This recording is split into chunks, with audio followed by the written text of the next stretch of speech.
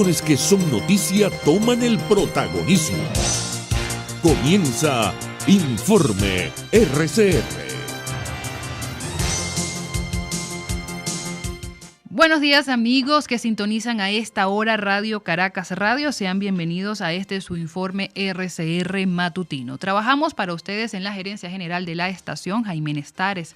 En la gerencia de producción, Wilixa Arcaya. En la producción de este espacio están Génesis Rodríguez y Mario Villarreal. En los controles están César Arteaga y detrás de los micrófonos, Marilia García. Comenzamos este compacto informativo destacando que la Asamblea Nacional Chavista escogió y juramentó la tarde de este martes a los rectores del Consejo Nacional Electoral. Entre los 5 principales figuran Alexis Corredor, constituyentista, Tamalea de Amelio, rectora del Consejo Nacional Electoral el año pasado, Enrique Márquez, diputado de Un Nuevo Tiempo, Pedro Calzadilla, exministro de Educación Universitaria, y Roberto Picón, ex asesor político de la Mesa de la Unidad Democrática. Los elegidos se harán cargo del poder electoral con el periodo de 7 años, donde tendrán como primer reto preparar las venideras elecciones regionales. Electoral principal, ciudadano Pedro Enrique Calzadilla Pérez. Como primer suplente rector electoral, ciudadano Gustavo Adolfo Vizcaíno Gil. Como segundo suplente rector electoral, ciudadano Saúl de Jesús Bernal Peña. Postulado por las universidades. Como rector electoral principal, ciudadano Roberto Antonio Picón Hernández. Como primer suplente a rector electoral, ciudadano Conrado Ramón Pérez Briceño. Como segundo suplente a rector electoral, ciudadano León Antonio Arismendi Anuel. Es todo de la propuesta, ciudadano presidente. Gracias, secretaria. Por su parte, los partidos políticos de la plataforma unitaria rechazaron la directiva del Consejo Nacional Electoral, elegida este martes por el Parlamento chavista. No debe imponerse unilateralmente el árbitro electoral. El CNE, así como el resto de las condiciones electorales, deben acordarse para que todos los podamos tener elecciones libres, justas y competitivas, indicaron en un comunicado difundido por el Centro de Comunicación Nacional. En ese sentido, el presidente interino Juan Guaidó destacó que las consecuencias de querer imponer un árbitro electoral serán las mismas que en 2018 y 2020, arrastrar a Venezuela a un desastre mayor. Hoy, desde esta plataforma unitaria y esta Asamblea Nacional, estamos unidos y firmes por un camino claro. Elecciones libres, justas y verificables, aseveró Guaidó. Entre tanto, el secretario general de la OEA, Luis Almagro, rechazó la conformación del nuevo Consejo Nacional Electoral por considerar que son contrarias al Estado de Derecho democrático y la independencia de los poderes políticos del Estado. Almagro indicó que esta ilegitimidad de origen vicia de nulidad sus actos y decisiones, así como cualquier legislación que aprobará. En noticias de salud tenemos que la Conferencia Episcopal Venezolana informó que desde marzo de 2020 y hasta el mes de abril han contabilizado 201 contagiados y 24 fallecidos por COVID-19, entre los 2.002 sacerdotes presentes en Venezuela. La cifra de los contagiados representa 10% del total del clero venezolano, mientras que los fallecidos a causa del virus, 11,9% de los contagiados y 1,2% del total del presbiteros en el país. Por su parte, el médico cirujano pediatra y expresidente de Clínicas Caracas, Amadeo Leiva, destacó hoy en RCR que Venezuela tiene un atraso muy grande en cuanto a la vacunación anti-COVID y que eso debe ser la mayor prioridad para la administración de Maduro. Si cada persona necesita 2 dosis, podríamos decir que solamente hemos vacunado 425,000 personas. Eso es absolutamente pero muy bajo. Estamos en la punta de la cola final de toda Latinoamérica. No hay país en Latinoamérica que haya puesto iguales o menos vacunas que nosotros. Es decir, estamos sumamente retardados, con un programa bastante, vamos a decirlo, desordenado, para no hacer otra exposición.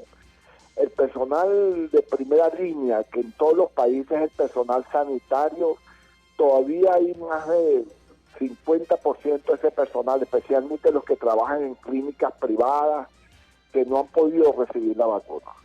Por ejemplo, en el Hospital de Clínicas Caracas, donde yo ejerzo la pediatría, los anestesiólogos fueron excluidos, los cirujanos fueron excluidos, los traumatólogos excluidos, los pediatras excluidos y los ginecobstetras excluidos. Cuando usted revisa la estadística venezolana de la cantidad de médicos fallecidos por COVID, esas 5 especialidades que yo le mencioné son las primeras 5 causas de fallecimiento como especialidad por COVID. Asimismo, el médico Amadeo Leiva insistió en que el sector salud y las personas mayores de 60 años deben ser prioridad sin excepción para aplicarse la vacuna anti-COVID. El personal sanitario está muy expuesto y no es solamente el médico, que es lo que yo he reiterado, repetido y dicho. El personal sanitario es todo el que trabaja en una institución sanitaria, sin distingo de la profesión que tenga, sin distingo de la preparación que tenga. Baste que trabaje en la institución hospitalaria porque está expuesto. Cuando a mí me pusieron la vacuna a través de la cátedra de pediatría en el hospital de niños, delante de mí estaba el muchacho que sirve el café en la cafetería privada del hospital de niños. Me pareció excelente. Ese muchacho está expuesto porque ahí van a tomar café los pacientes, los médicos, y más de uno puede llevar el virus como portador. Entre tanto, la presidenta del Colegio de Enfermeras de Caracas, Ana Rosario Contreras, exhortó al régimen de Nicolás Maduro que se aplique una vacunación anti-COVID masiva en el país, ya que el virus cada vez está más agresivo y el sistema sanitario está colapsado. Es un tema transversal, es un tema que nos tiene que preocupar a todos, porque lamentablemente vemos en la información poco ambigua, en la información ambigua que está emitiendo el órgano rector en materia de salud sobre este plan, y es preocupante, María Alejandra. En este momento el virus está golpeando con muchísima fuerza familias venezolanas. Hoy no es un secreto, el virus ya no puede ocultarse. Sin embargo, vemos con muchísima preocupación la lentitud que se está realizando para poder tener este acceso universal a la vacuna. Nos preocupa muchísimo ver que se necesitan 30 millones de dosis de vacunas para vacunar 15 millones de personas. Al paso que vamos y viendo los cálculos y escuchando a los expertos, Venezuela tardaría 7 años para tener este monto. Esto es grave, esto es muy grave, porque hoy los venezolanos urge una inmunización colectiva o inmunización en rebaño para poder detener, para poder mitigar el impacto que está generando estas nuevas variantes en la salud del pueblo venezolano. Ana Rosario Contreras aseveró igualmente este miércoles en RCR que hasta la fecha van más de 520 médicos fallecidos por COVID-19 e insistió en que es una situación terrible y que se debe prestar atención. Ayer conocimos el fallecimiento del licenciado José Páez del Hospital Universitario de Caracas, una persona joven, un profesional de enfermería, padre de 2 hijos que muere contagiado por COVID-19. Y de hecho tenemos otros casos que han fallecido a lo largo y ancho del país que van a ser incluidos en el próximo reporte. Es decir, hemos superado más de 522 trabajadores de la salud, y eso es muy grave, María Alejandra, porque eso nos está colocando a Venezuela como el primer país con la tasa de mortalidad de personal sanitario más alta. Y eso es grave porque eso habla de un sistema de salud que no está ni siquiera en capacidad de proteger y preservar la vida de sus trabajadores. Esto habla del colapso, esto habla de las circunstancias que hemos venido anunciando y que la pandemia lo ha colocado de manera muy difícil para el mundo y sobre todo para el venezolano que no tiene dinero para poder accesar a un sector, a un servicio público, a un servicio de salud privado, que es más del 80% de la población.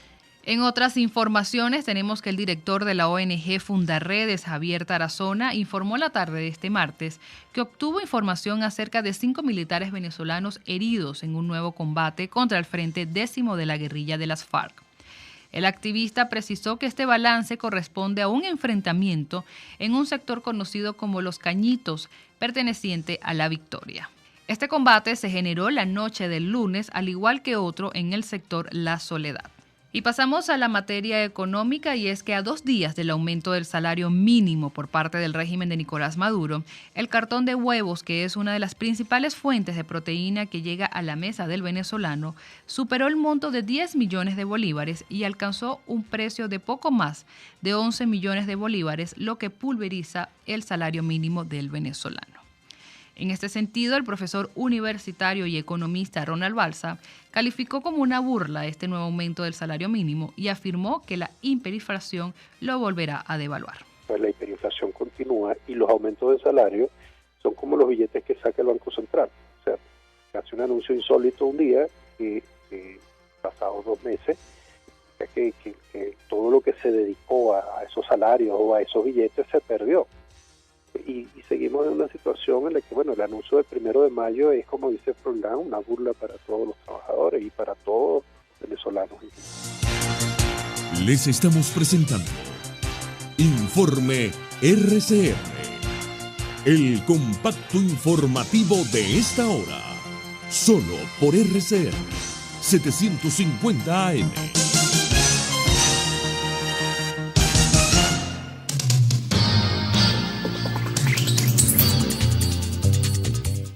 En internacionales arrancamos que en España Isabel Díaz Ayuso ganó de forma contundente las elecciones anticipadas de este martes con 65 escaños, al 97% de los votos escrutados. Y el Partido Popular se coloca como primera fuerza en la Asamblea de Madrid con más del doble de los escaños que logró hace 2 años cuando obtuvo 30 diputados. Escuchemos parte del discurso que ofreció Isabel Díaz Ayuso luego de los resultados de los comicios. Gracias por haber hecho historia. Hoy empieza de nuevo un nuevo capítulo en la historia de España, porque hoy, desde Madrid, desde el kilómetro cero, vamos a recuperar el orgullo, el sentimiento de pertenencia, la cultura del esfuerzo y, por encima de todo, la convivencia, la unidad y la libertad que necesita España. Hoy empieza de nuevo. Hoy empieza de nuevo.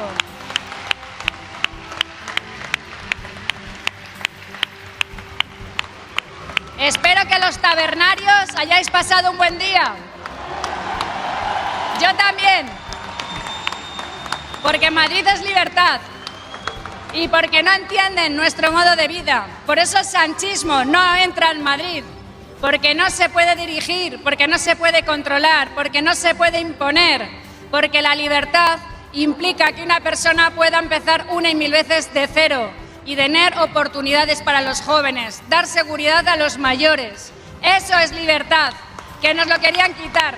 Por su parte, el candidato a las elecciones regionales de Madrid por Unidas Podemos, Pablo Iglesias, anunció que dimite de todos sus cargos políticos y que se retira de la política partidista. Así lo informó tras el mal resultado del bloque de izquierdas en los comicios en los que arrasó la derecha. Dejo todos mis cargos, dejo la política entendida como política de partido, entendida como política institucional. Seguiré comprometido con mi país, pero yo no voy a ser un tapón para una renovación de liderazgos que se tiene que producir en nuestra fuerza política. En otras noticias, el presidente de los Estados Unidos, Joe Biden, anunció que marca como objetivo lograr la vacunación completa contra el COVID-19 de 160 millones de estadounidenses antes del próximo 4 de julio. Asimismo, Biden anunció que las autoridades sanitarias de ese país autorizaron la vacunación a los preadolescentes y adolescentes a partir de la próxima semana. Nuestros colegas de La Voz de América nos amplían esta información. La Casa Blanca no da tregua al COVID-19. Este martes, el presidente Joe Biden dijo que para el próximo 4 de julio, 70% de la población estadounidense tendrá al menos una dosis de la vacuna contra el coronavirus. Al menos una dosis en 160 millones de estadounidenses que estén completamente vacunados. Eso significa acercarse a los 100 millones de inyecciones, algunos por primera vez, otros por segunda vez durante los próximos 60 días.